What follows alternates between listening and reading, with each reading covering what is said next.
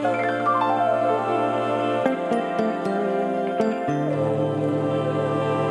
Aaron Meyer, and this is the 19-9 Podcast.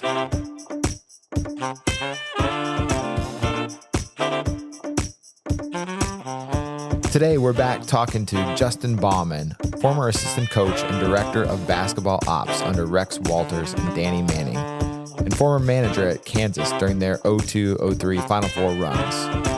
Justin's behind-the-scenes perspective is like having a backstage concert pass. I got really lucky. So I was 3 years with Coach Williams as a manager. And when Coach Self got hired, I'll never forget it.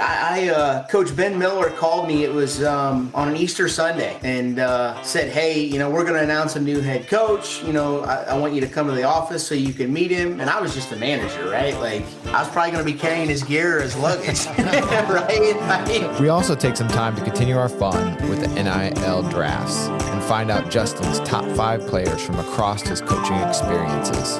He's going with this. This is the best part. Like you're like, it's not all about like basketball talent. No, man. Hey, if I'm paying for NIL, I want the dude that's going to bring the whole package. Yeah. It's time to start the show. Isn't it amazing when Michigan can keep this game to a 19-foot 9-inch game inside that three-point line? It's all theirs.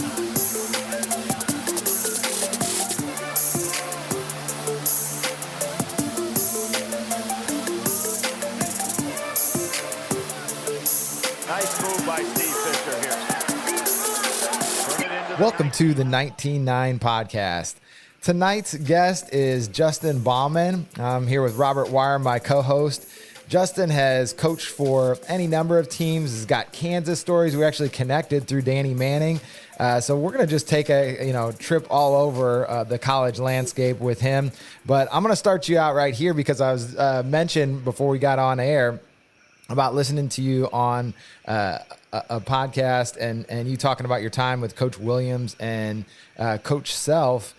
And I wanted to know right off the bat, when Self stepped in, what was that like? Because I just think there's a couple of coaches this year. You got Hubert Davis stepping in for Coach Williams, ironically, and then you've got Krzyzewski, who's about to step aside. And I just think that is a fascinating thing to have that legendary, iconic coach step aside and have someone try to fill in for them on the other side of that. Yeah, Aaron, that's a great question. I was lucky. I got really lucky. So I was 3 years with Coach Williams as a manager. And when Coach Self got hired, I'll never forget it. Coach Ben Miller called me. It was on an Easter Sunday and said, hey, we're going to announce a new head coach. I want you to come to the office so you can meet him. And I was just a manager, right? Like, I was probably going to be carrying his gear or his luggage, right? So that's okay. Yeah. But it was funny because me being from Illinois, numerous people going through the Final Four that year, we played Syracuse, got beaten in the national championship with Coach Williams, but going through all that, all my Illinois contacts are like, Bill Self's your next head coach. Bill Self, and I'm like, come on, guys, like, there's no chance. Like, I just didn't see it, right? Mm-hmm. Looking back, it made 100% sense now that I understand the profession. Yeah, right? I bet. But, Coach Self comes in, and I got really lucky because I worked his summer camps. Oh, okay. So he had already knew me from working his summer camps in Illinois, and I got really lucky. But it was something where, and I'm sure the guys you just referenced, their staffs are going through the same thing. I mean, college basketball, it's year round now, right? No doubt. And everybody, I mean, even though, Jon Scheyer hasn't stepped in for Coach K yet, they are on a crash course to learn what John needs, what he wants, how he operates, even though Coach K is still sitting in the driver's seat. I mean, I watched the game the other night, and it reminded me of Coach Self, quite honestly. Like, Coach K was operating the timeout, but Shirer's sitting there doing a lot of talking, and the staff is just so dialed in, and I think that was huge because with Coach Williams, the staff had been there forever. Joe Holiday, Ben Miller, so everyone's like, we know what Roy's going to say. Roy, he's going to say his thing. He's going to come to me. What you got? So it's that crash course. But Coach Self, what stood out to me instantly was he, him and Coach Williams, obviously, two completely different styles, unbelievable amounts of success. Yeah, no doubt. Right? And both awesome people that I still speak with to this day, unbelievable human beings, right? That have been great to me and I appreciate. But like Coach Self, he had this charisma about him that, I don't know, man. I mean, like he knew your name. He knew, he was just so, I could see why he's so successful recruiting so quickly. Because it seemed like he just met me and he knew everything about me already. Yeah. Where Coach Williams was very dialed in too, but Coach Self just had that demeanor about him, it was pretty cool. It was pretty cool. I'm lucky to be a part of it. And it was definitely crazy though. I mean, after Coach Williams was there 15 years. Those two personalities you mentioned are just dynamic, and I know that IU had some kind of idea that we might have gotten Self if things had broken just a little bit differently. He might have been the IU coach that followed. It's right in that pocket. There's no doubt. And I still sometimes think like, what could have been. I'm happy that with Woody now, but man, that would have certainly. No, there's no doubt. I mean, Coach Self was one of those guys. Looking back at it, like I said, I understand it now more that I'm 40 years old, and at that time I was 21, 22, right? Just didn't know what I didn't know, right? Yeah, I mean, Coach Self, even, while he was at Illinois, I mean, he's just always, you could tell he's one of those guys that he's going to be in a storied program. Like you said, with IU, Kansas, UCLA, North Carolina, he's going to be in one of those programs. You could just tell as a matter of time. When he came in, how much different was it, like, the recruiting, like, from Williams to Self? Like, were they both, like, visit the players as much? Like, when I hear stories, like, about Bob Knight, like, he didn't really travel that much, but when he did go, it meant a lot, right? Like, did Williams go a lot? Or what was the difference? I would say the similarities were they both had no problem being on a 6 a.m. flight, a red-eye flight, getting done with practice at 6, being in the car till 8 to visit a kid or watch a game and being back the next morning. They both, burnt the wick at both ends, I would say probably the biggest difference for me, what I noticed was Coach Self was constantly trying to stay in front of you, whether it be phone call, at that time mail, now it's text, right, or social media. But at that time it was hard mail. Like we sent a mail out every day to a recruit. I mean, every day. We used to have piles, and that's when now I get on here, I can send 10 messages and that with social media and whatnot, right? But just make sure you're keeping count on those, Yeah. But you know what I'm saying? Like that was probably the biggest difference. Coach Self constantly, as a recruit, when you woke up, he wanted you to see his face. When you went to sleep, he wanted you to see his face. When you ate, he constantly wanted Bill Self Kansas basketball right in front of you, where Coach Williams, we might send a mail out maybe once a week, or whatever. So that was a lot different. I remember we were rolling through stationery and card stock and stuff like that. And the other thing, Coach Self was probably ahead of his time, quite honestly, because the other thing that really ramped up was highlight videos, right? Like Coach Williams, we didn't have a lot of highlight videos and stuff. It was just kind of, quite honestly, I think we might have had maybe 2 or 3, with Coach Williams. Coach Self came in, man. We had highlight videos with the guards, the wings, the bigs, the history of the program, the campus. It went up a whole nother level. Let's get into your origin story a little bit. Like, what did this time of year mean to you? Because we've been talking about, we're still at the start of the basketball season. I think it's always interesting to hear about people who are involved in basketball, what the start of the season means to them. And how the heck did you end up as a director of basketball ops? That's kind of an interesting title to hold. Yeah, well, it's funny, I'll go with how I ended up as the director of ops, and then I'll tell you what this time of year means for me. Being, as a director of ops, I obviously 3 years, 2002 to 2003 with Coach Williams, 2003 to 2006 with Coach Self. Before that, I played 1 year junior college ball at Lincoln College for BJ McCollum. Great coach. We won. He's got a ton of wins, so I was kind of on that track, just being around winning, and one of my goals the whole time growing up was to go to Kansas. I had a great aunt and uncle that I lived with in Lawrence during some time, and I just wanted to go to Kansas. So I transferred to KU, walked on. I ended up getting cut. Still something to this day, unbelievable tryout. It was like a 5-day tryout, like 70 kids, and I ended up getting cut, but unbelievable life experience. And then they needed someone to film practices.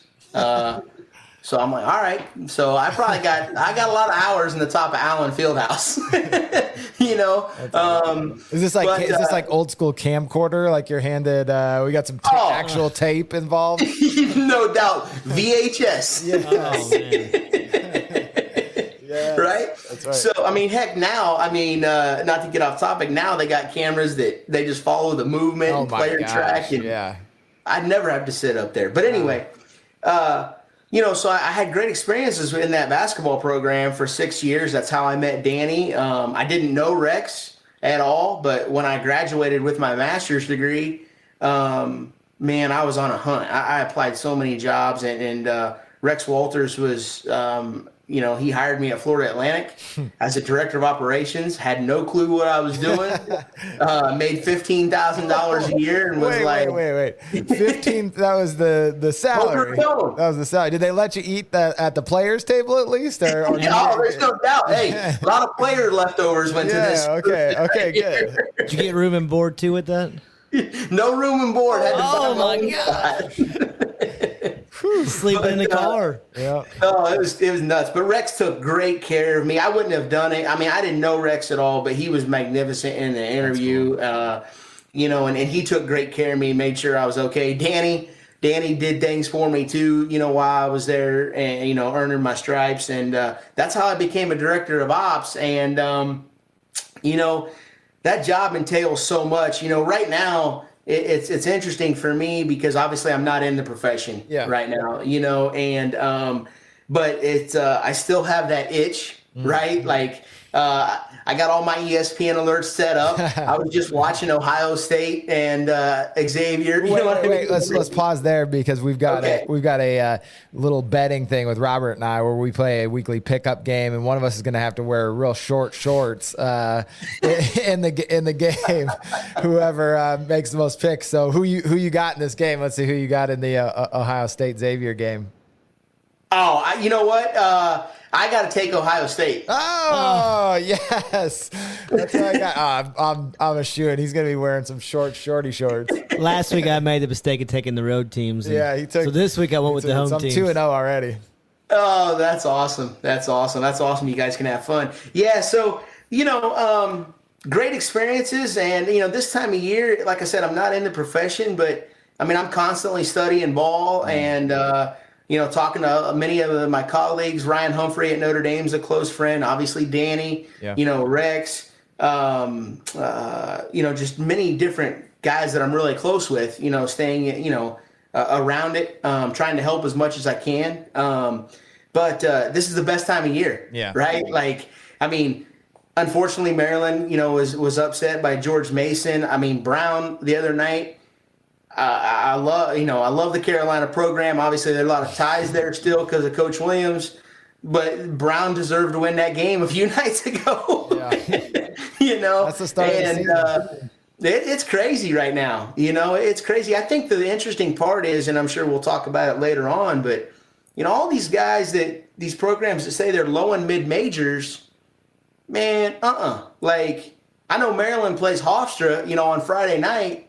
And they got 4 high major transfers. Yeah. Don't sleep on them, right? Like, they're going to play. They can play, and so that's kind of fun, right? Probably for you guys, myself, general fans right now that, hey, college basketball is evening out a little bit.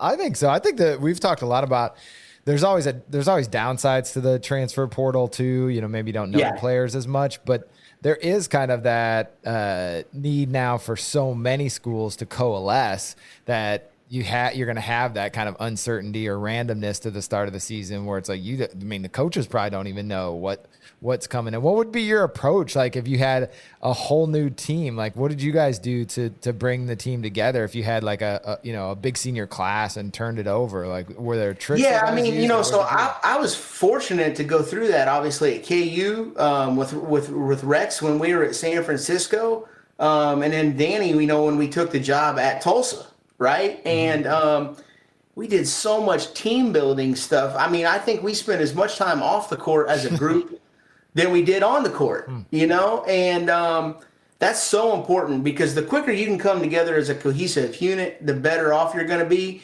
But even more importantly, there has to be a consistency daily from the staff in terms of role definement. I mean, the quicker the players, you can, as a staff, can identify the players' roles, and as a staff, you can consistently enforce those items, better off you're going to be. Yeah. So one of the things that I think about with the transfer portal is these teams are building these players up to try to get them right. Yeah. So but when they get them, then they left from the other teams.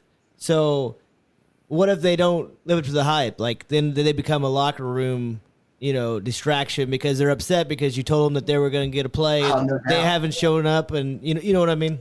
Yeah, no doubt. No, that's a great question. I mean, I look at a team like Hofstra right now, and I say Hofstra because I watched them play Iona the other night, and I watched them play Houston.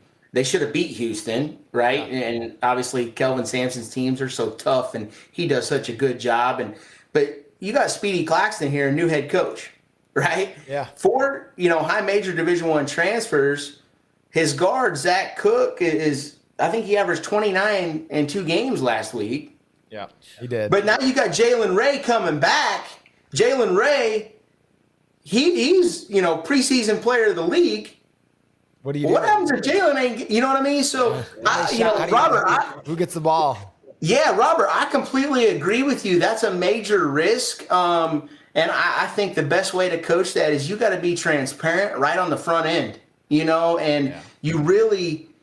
In recruiting today, your number one priority is you got to be an unbelievable investigator, because like you said, Robert, if you get one of those high major transfers and he's not getting the touches or, you know what I mean? Or he's not getting what he thinks he deserves, that can have such a detrimental effect, and then you're excited, man, I got this guy from Iowa State, da-da-da-da-da. Yeah, and it's not helping you, Yeah, no doubt. What would be your approach, do you think, if you're in it? Because I have been fascinated with trying to figure out if I'm coaching, just doing a hypothetical, would I look more for transfers? Because you could think of it 2 ways, where so much of the focus has been like, can I get the biggest 5-star recruit, or even starting with players when they're freshmen or sophomores, building those relationships. But you don't know even with those guys if they're going to pan out. If you just went with the recruiting pool, you at least have some known quantity.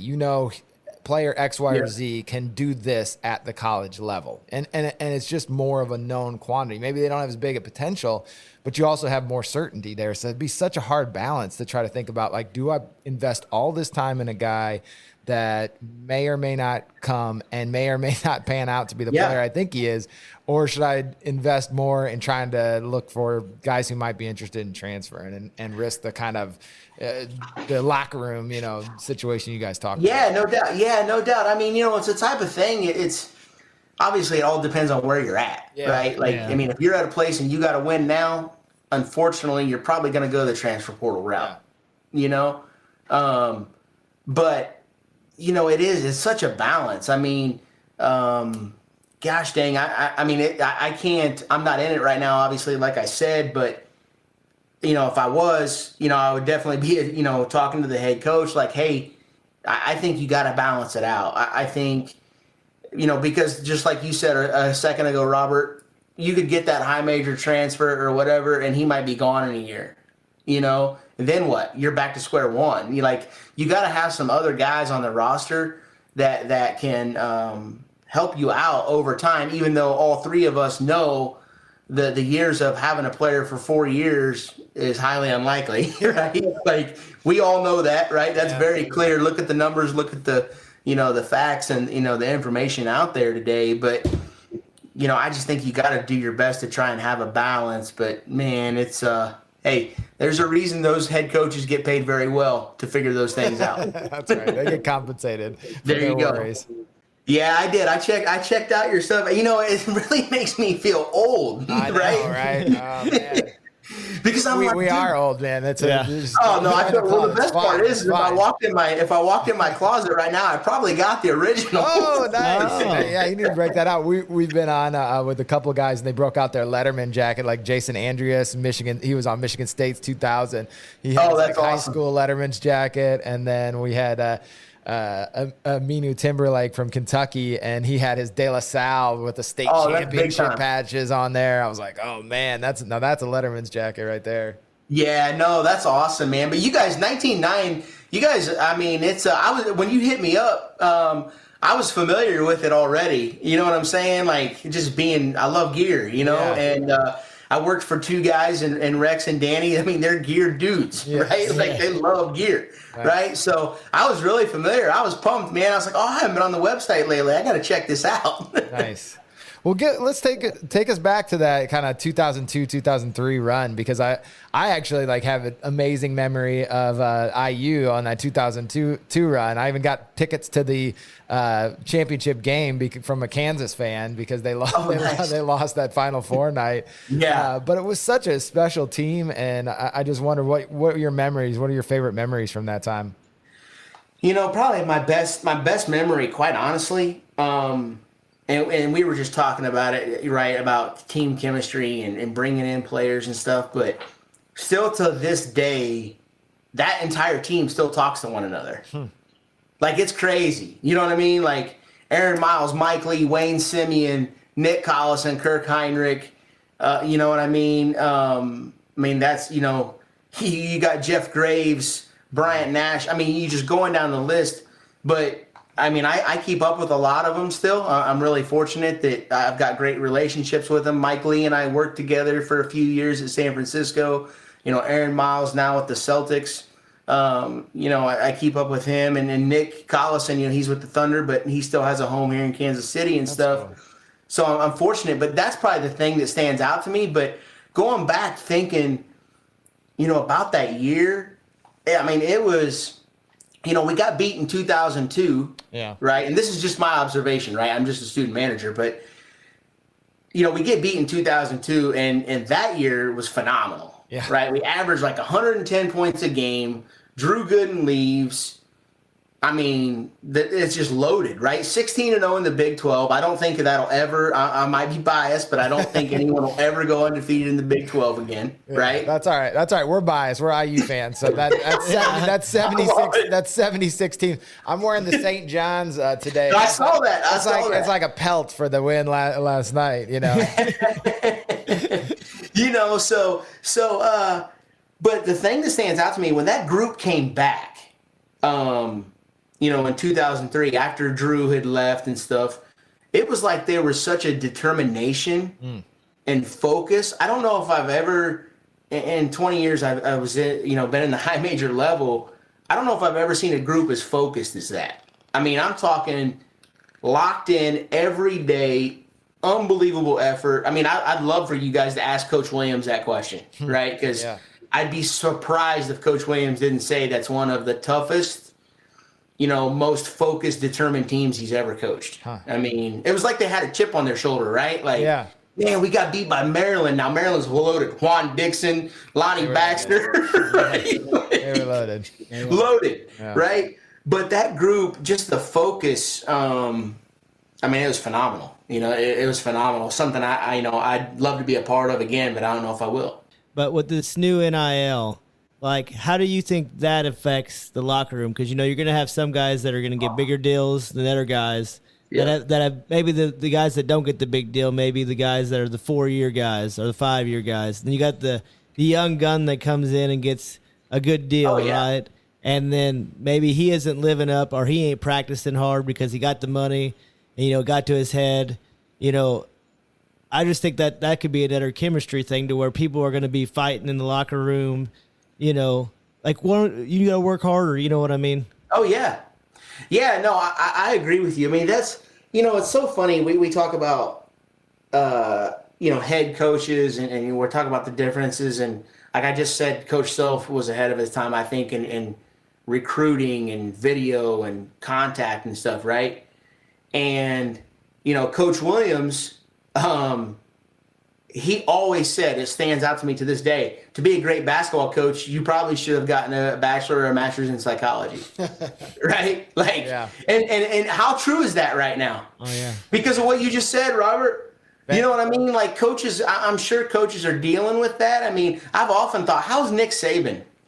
You know what I mean? Like, how's he handling that? Right? Like, Oh yeah. Doc Rivers is wishing he had Doc a master's Rivers. in psychology right now. yeah, no doubt, right? But I'm no doubt. But I'm just saying, like, you know, I mean, it's such a balance. I mean, you guys read these same stories I do. I'm sure you know the kid that gets a deal from Wendy's for NIL, and he's one of the few on the team, and then he gets in trouble off the court. I'm sure there's a certain level of animosity there, right, within the locker room. It's like, man, I deserve that, and this dude just went out and did this. You know what I'm saying? So I'm sure, you know, Robert, I don't know if there's a good answer to that, man, but it's definitely, I think, thrown a wrench in college basketball, college football, you know, across the board. I mean, I was just talking to a guy the other day that he was like, yeah, you know, we're really lucky. We got a dealer here in town that is willing to give our guys cars for NIL, right? And I said, well, hold on a second. There's no chance that dealer's giving 13 to 15 cars. Yeah. No way. I don't even think dealers have 13 to 15 cars Well, that's now with, true. with the shortages. That's true, too. He'd be walking to his own dealership.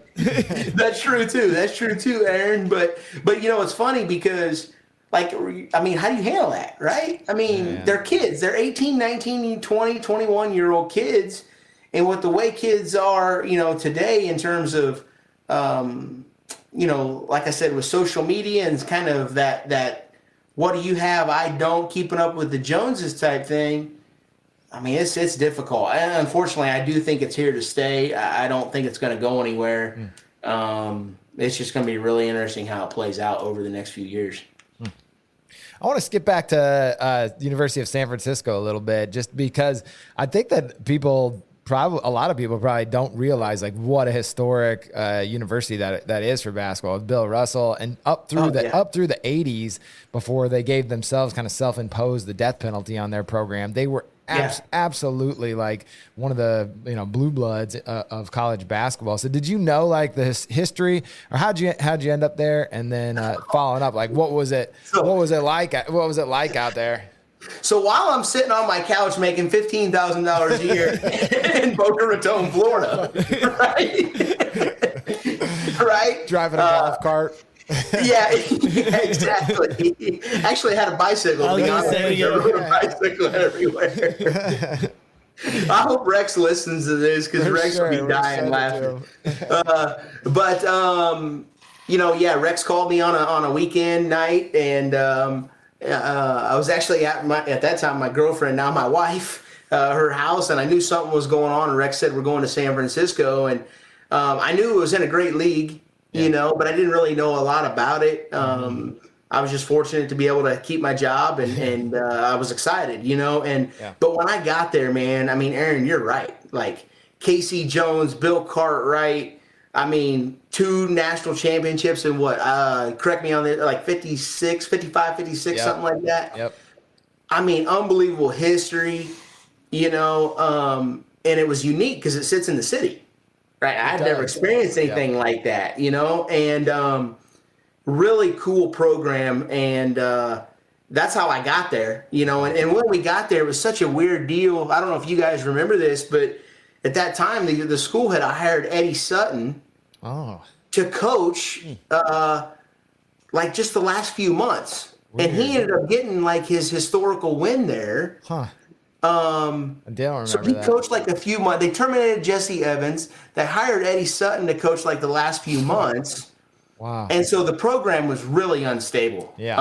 I mean, it was really unstable. And I definitely felt like in my 4 years there and then over Rex's time, he put it, back on a very, very solid path. I mean, still I think, we beat Gonzaga when they were number 3 or, Nice. top 5 in the country. I mean, we had great wins and stuff. And, but you guys, I mean, in that league, it's always Gonzaga, St. Mary's, and and now BYU, but unbelievably, an unbelievable, historical program. Unfortunately, Russell didn't come around much, but we did go a few times and listen to him speak. That's Casey cool. Jones would come around. Bill Cartwright, I think he's in the department there now, actually. Is he? Bill That's Cartwright great. is, but yeah, pretty cool program. People don't realize that, but pretty cool program. Man, Tulsa, that's still that place. It's probably still the best outside of Kansas. It's by far the best in terms of I've ever been at in terms of support. That city, the administration, the school. I mean, there's a reason, Bill Self. I mean, I can't even think of. I mean, they've had so many coaches, right? Yeah. I mean, it's kind of been the gateway for guys. Yeah.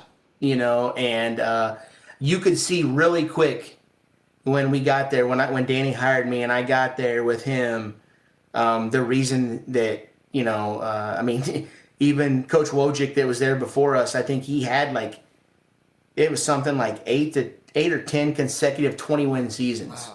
Right? Awesome. That's amazing. That's hard, right? Yeah. And I mean, you could just see it, right? I mean, they were going to do whatever they could to help you win, and we were lucky. We got some great kids that bought in really quick. I mean, now they're pros. Shaq Harrison, Shaquille Harrison, and James Woodard and Dre Wright and TK Adoji. I mean, all those guys. Tim Pete. I mean, they just did a phenomenal job of buying into what Coach wanted, and we were able to, put together a great run there in 2 years. The crazy part is no one remembers this. Obviously, we do as coaches. But that second year, we started out 0-6. Oh, wow. That second year. Wait. So what are you guys hitting the panic meter? How are you? Oh, Coach Manning, first off, I don't know if Coach Manning has a panic Yeah, meter. well, he doesn't. He's like, okay, guys, let me bring it here. And you guys are freaking out, what are we gonna do? Yeah, I mean, you guys interviewed Danny. You know how he is. Yeah. Coaches, that's one of his best attributes, right? Is he's just so mild mannered. Okay, so how did he calm you guys down then? Oh, I mean, seriously, yeah, he probably much like he was as a player. You know what I mean? His daily demeanor. I mean, the way he approaches the guys. We're gonna be all right, man. We're gonna be all right. Everything's gonna be okay. But yeah, we started out 0-6. I mean, we went to Wichita State. That's when they had Ron Baker. Oh, yeah. I mean, they were loaded. Yeah. Right. Yeah. And we got beat by 20. And then it was after that game, everything just turned. I mean, I think we reeled off 12 or 13 straight. Wow, that's a great. And made it to the tournament and got beat by UCLA. And I mean, UCLA was really good. At that time, obviously, I think Zach Levine and I mean, I can't remember who else they had, but they had I think 3 or 4 pros. Yeah. And but that's Robert, that's what stands out to me about that place is and we had a great athletic director, Ross Parmley. He hired Coach Manning, and Ross was just willing to do anything he could to help the success of the program, and then that transferred on to Derek Gregg, and Derek did a great job too. What's it like leaving a school? Because you guys go from you talked about going out to San Francisco, and then you end up going to Wake Forest at some point. What's it like for the coaches? Because you hear a lot about, we're talking now more about the transfer portal, but that's been a part of college basketball forever, is that the coaches leave. I mean, part of the game is moving up or moving laterally and looking at the landscape of recruiting and, who's got what sections of the country and knowing where your strengths are. And it all plays into it. But I imagine that's got to be tough. But what's it like from the first person point of view? Yeah, I mean, it is very tough. I mean, I'll never forget, Florida Atlantic to San Francisco. That was really difficult because, Carlos Monroe and Sean Alarcon and, that whole group, DeAndre Rice, they were such a great group, right? They gave Rex a chance, Yeah. and they were the first kids I worked with. Yeah. Well, you, So had to that ride, was- you had to ride your bike out to San Francisco, too. That's true. Hey, the bike helped, man. Like, see, this was all planned. The bike helped, because you don't want a car in San Francisco, so the bike helped by the time I got to the city. That's right. But yeah, it was, that was difficult. It's always difficult when you got to walk in the locker room and tell the guys, especially probably the hardest one was definitely Tulsa. Because that group, we had only been with them 2 years. They came together so well. They were such great kids. Obviously this first team Danny had, that was really difficult. But, and probably the hardest part, as you guys know, it's hard to, I guess you'd say, keep it under wraps until a decision's made. Yeah. Because the media and everyone is, everyone's trying to figure out where's he going, what's happening, it's so fast. So that was hard, but thankfully today, I mean, it's really cool. Like Coach Manning, when we were let go at Wake Forest, the Tulsa team actually had a Zoom call with Coach Manning, which was absolutely awesome. That was absolutely awesome because, those guys, he left those guys, right? Yeah. But here he is, coach is struggling, and the whole team. I mean, every guy got back on a Zoom call, was like, Coach, man, how you doing? And they started telling stories of Coach Manning and stuff. So you still always have the player relationships if you do things the right way, but it's never easy. Yeah. So let's talk about, you got to work with John Collins. What was it like working with him? And would you say he was the best player that you worked with, or who would you say the best player you worked with was? Wow, put him on the spot. I mean, wow, Robert we're just going right at it. Robert, look at my guy. He's upset that he's going to have to wear short shorts tomorrow. He is. He's so upset. I'll just Can't say, think of name anything some of else. the. How about this? I'll rephrase it. Name some of the best players that you worked with. Some of them. How about that? Is that better? Hey, it's all good. He's just a I've big got John no Collins problem. He is good. I've got no problem. John Collins is probably the quickest guy that I've been around, and helped with, that went from being, ranked mid to up 300s in recruiting. Wow, I did not know. Comes in, like 3-star, comes into Wake Forest, and over 2 years, this dude just, unbelievable work ethic, absorbs everything, unbelievably coachable. Like, he's probably been the fastest, the best I've ever been around Kirk Heinrich. Huh. I love it. Former Bull. Yeah, there you go. Yeah, Kirk was every day was a pro.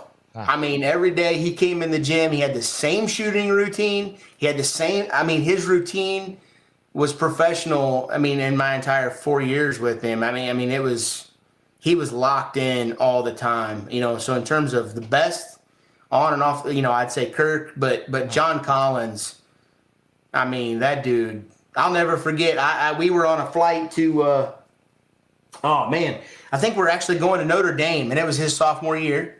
And I was close with John because John actually played for Tavares Harris that Rex and I coached at Florida Atlantic. Oh, wow. Okay.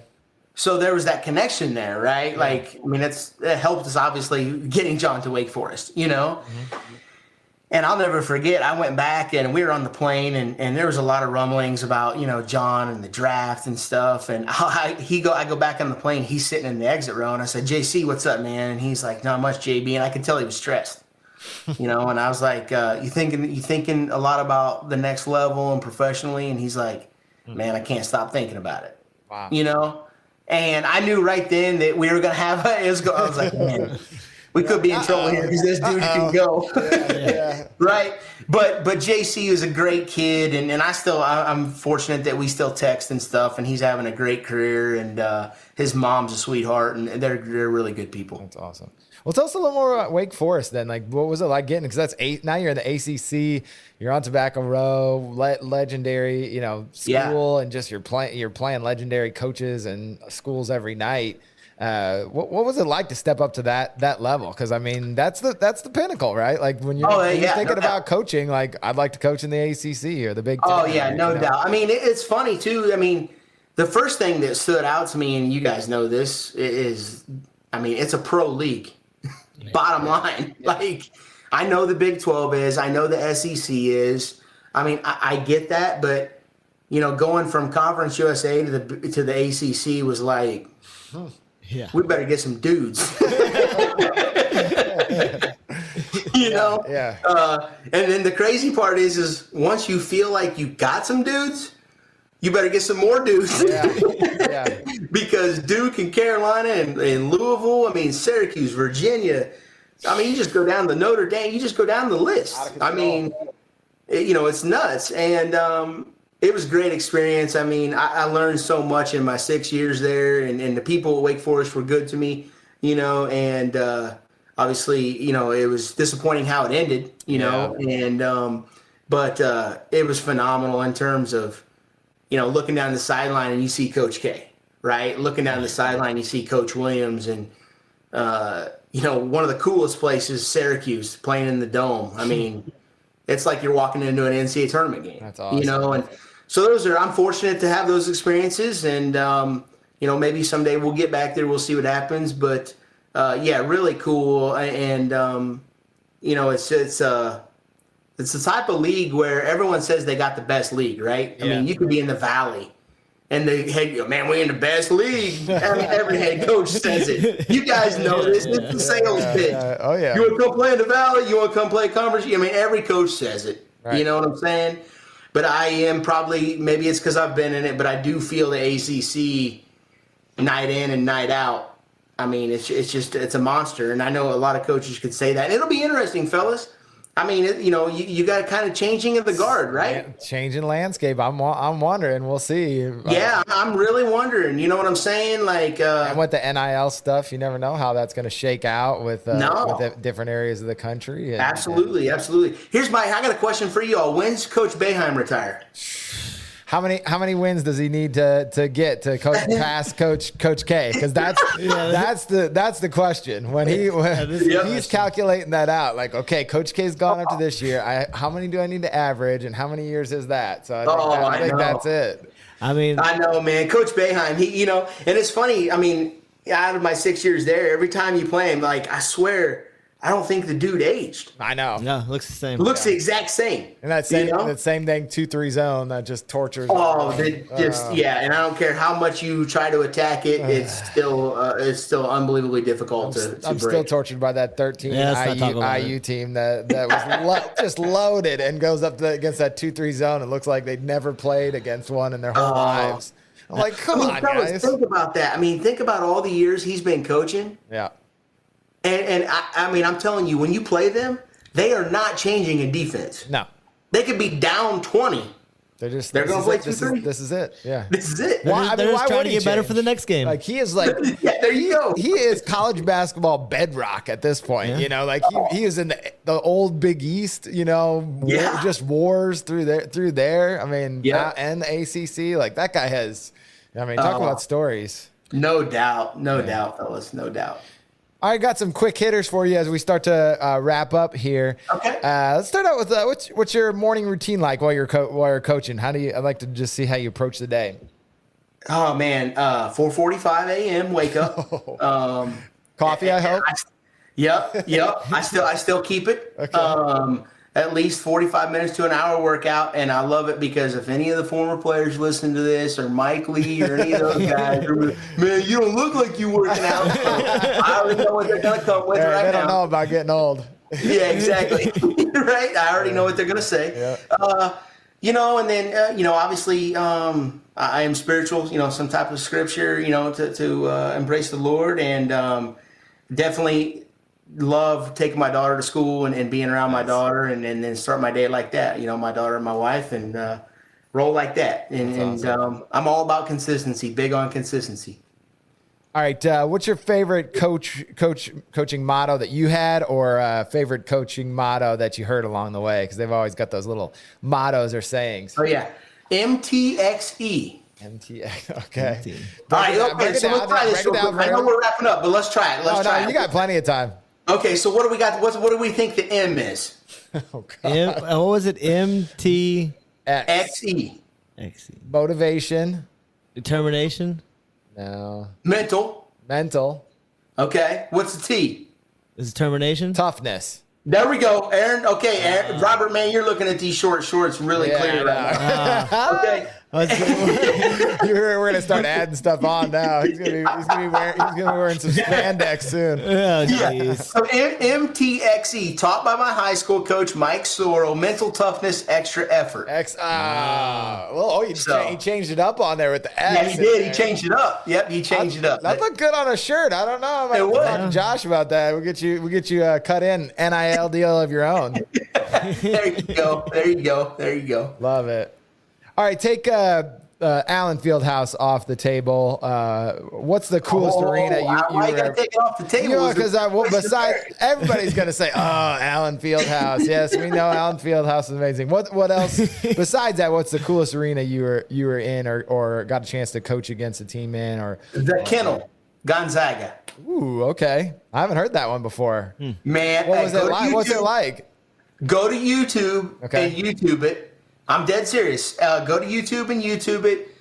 Unbelievable, man. I mean, they pack it in there. Coach Few's got it rolling. You know, I mean, the whole staff, great people. But they put the students around the court, and the fans sit that's behind. nice. Yeah. But the best part is the students can't sit. So there's no bleachers. It's just platforms. It's just that. That's crazy. Wow. Okay. So you stand, but I'm telling you, I'm gonna send you guys the YouTube link. Okay. 'Cause Evan Manning, Coach Manning's son, is I on know, staff yeah, there. yeah, we talked about that with Yeah, and so it's funny because when they played Texas the other night, I was watching it on TV, and you know, because of COVID, Evan's just now kind of experiencing that, yeah, right? No kidding. Fans. And I had gotten to experience it 4 years at San Francisco, and I texted him. I'm like, dude, the get hidden crazy. gem, Yeah. hidden gem. Huh. Yeah, it's a great place. I love That sounds it. pretty Well, that awesome. might be the follow-up then. Craziest opposing fans. Is it going to be them? You guys might think I'm crazy. I mean, BYU. Wow. Really? That's a surprise. Okay. BYU, man, walking into They're the supposed to be gym. the nicest out there in Utah. Not even close. Not even close. I remember we were in San Francisco playing there and it snowed, and we're getting off the bus, and you got students throwing snowballs at us and all kinds of stuff. Oh man. It's crazy. Yeah. awesome. Honor his fans, BYU. Okay, let's go to Wake Forest. Team you most enjoyed beating. Probably Miami. I would have Yeah. thought it'd been like Duke or I know. North Carolina. Miami. Yeah, I mean, you know, you could say Duke and North Carolina. I mean, those are kind of the giveaways, but I Yeah. say Miami because we probably went head to head with them in recruiting more than anyone. Okay. That makes So sense. that was it's kind of kinda the one. like- And so it was one of those things like, all right, man, we know you're negative revenge recruiting game. us. We know you're talking about us, right? Like, stop it. When you see us in person, you're a boy, right? Like, we know you're talking about us, you know? So when you beat that. them, it, you know, had a little extra, Ooh, a little, you know, little, feel little about side, game within the game, right? it. Yep. Love it. Okay, team you least enjoyed playing. Syracuse. I knew it before he said it. Dude, the zone is a monster. Yeah. They're going into that dome too is just ridiculous. We just had one of their sports writers. He's been writing for them for the last 30 years, Mike Walters, and Okay.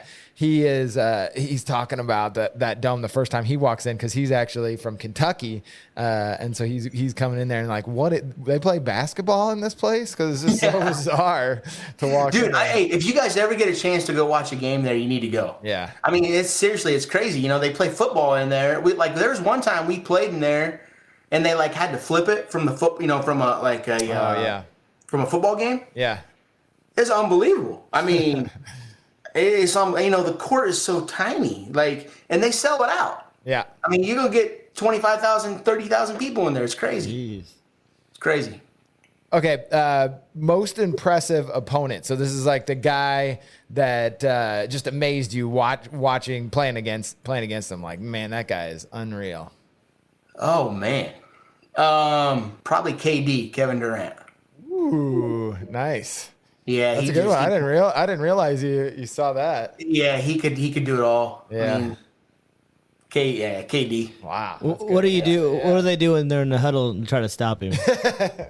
Hey, man. He said he's spiritual, Robert. You know what he did. Hey, you know what the best part is? I'm going to give you a D Manning right now. Yeah. Hey, man, good shot. Yeah. Run back at. I mean, you ain't doing nothing. Yeah, you got to get the scripture out for that. Yeah, he going to come back down and he's going to do the same thing. Yeah. That's Did good. Coach Manning give you any stories of the players like Jordan or Bird that would tell you what they're going to do before they do it? No, he didn't. Well, we're going to have to get him back on. I tried to just stick with NCAA because if I get off on the NBA topic, then I'd go forever on that too. And I was like, Oh, yeah, I he's wanted to got some focus on great NCAA stories. a little bit the first time I talked to him because that's he's got so many great stories there too. Yeah, that's funny. I bet 15 years in the NBA, man, and he Oh, yeah. talking about he used bridging generations. Like he really hit like some real generations in the NBA.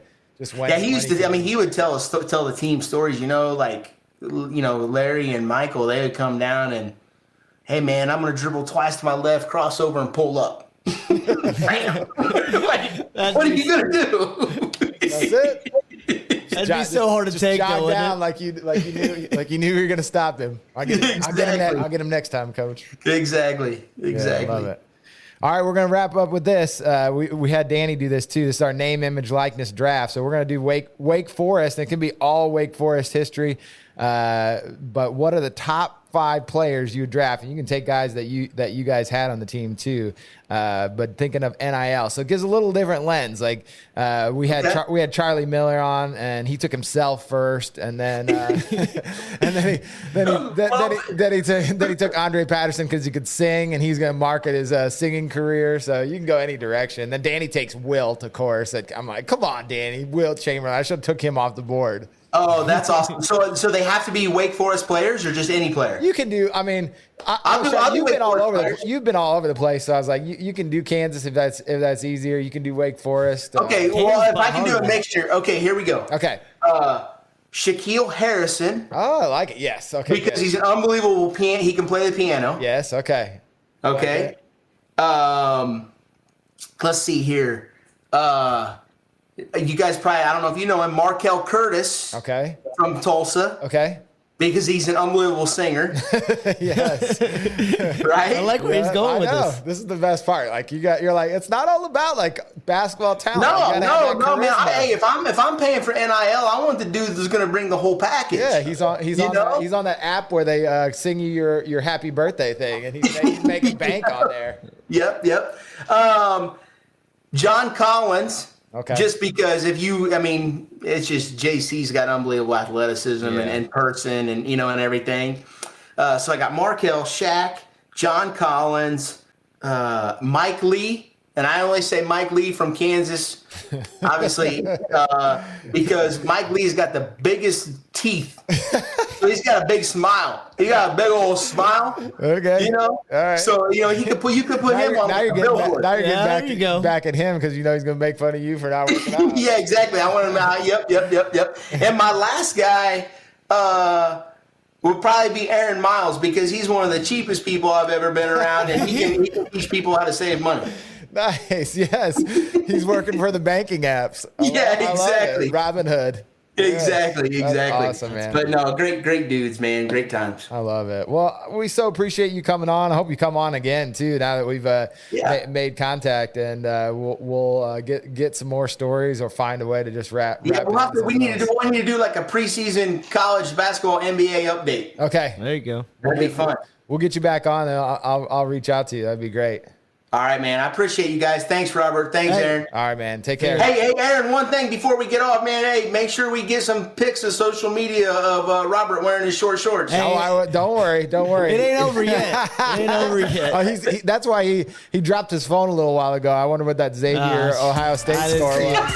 it. I didn't see it. All All right. Appreciate you, fellas. Yep.